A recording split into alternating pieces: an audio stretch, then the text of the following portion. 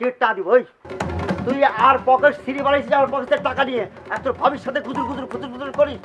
কবে আন্নের পকেট ছিচ্ছি তুই ডেইলি তো টানিস আমার কাছে। আন্নে আনতে করে কথা কইবেন না, আজ ধরে দিবারে আন্নের মতো বাটফারি কথা কইতাম না। কত বড় সাবাস ওরে আমি সাবাস কি রে আরে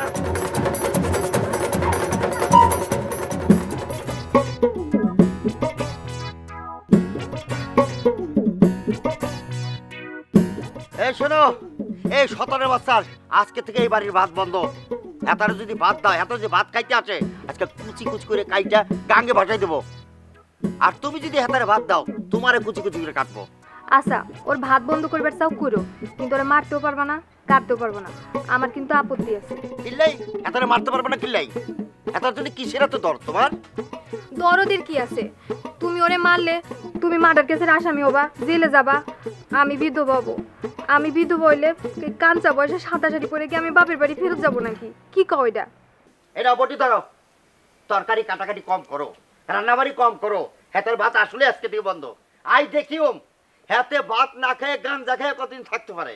শোনো তুমি চেয়ারম্যান বাড়ি গিয়া চেয়ারম্যানের কাছে গিয়া সবকিছু খুইলা কও। তার ভাইয়ের বান্টি আর আমাদের রঞ্জু একসাথে গাঞ্জা মদ খায়।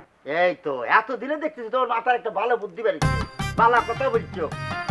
আমি তো মনে করছিলাম যে গাঞ্জা করে সব থাকতে থাকতে মাথার ডাল হয়ে গেছে। ঠিক আছে আই যাই, যাও যাও রান্নাবাড়ি করো।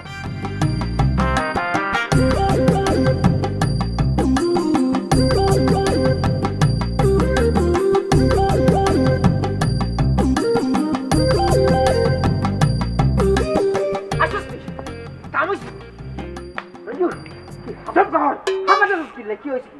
কি করি হাঁপানিছি না, চুপ করতে করছি, তুই চুপ করে কোনো হর্ষ করিস না। বড় ভাই এমন এক কাম করছো, মাগো মা, নিজের জান কোন মধ্যে বাঁচালে চলে এসেছি। দাও বডি ছেলে আরে দাবড়ে নিবাচ্ছে। তোর বড় ভাই দাবড়ি ছেলে দাবড়ান দিছে কিল্লাই।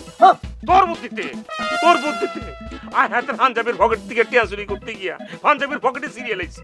ফালতু কথা কবি না কিন্তু রঞ্জু, আমি তোর চুরি করতে বলি নাই। চুরির ঠেয়া গাঁজা খাওয়ার বতব্য সার নাই, বুঝছস নি? আমি তোরে কইছি তোর বড় ভাই মমিন মিয়ার কাছ থেকে ন্যায্য টিকা আলু আসছে। আর বড়বা কি আঙ্গ মতন গাঞ্জা খাইনি যে টিয়া সামনের লগে লগে হাতে পকেট থেকে বাইরে কিনিয়া কবি ল যা এরে শোনা যা তোরা বাজারে গিয়া সুন্দর করে গাঁজা কিনি হ্যাট ভর্তি করে খাইবি। আয় চুরি করি আর গাঁজাটা ম্যানেজ করতে হাইতাম না। আল্লাহ কি বলতেছস? টিয়া চুরি করি আনছস? এই চুরির টিয়া দেই গাঁজা খাইছি। আর তুই ইচ্ছা করতেছে গলা টিভি সব গাঁজা বাইর করি ফেলাই। আর তো আরো লজ্জা লাগতেছে। আমি মনে করতে চেয়ারম্যানের ছোট ভাই হয়ে চুরির টিয়া গাঁজা খাইছি।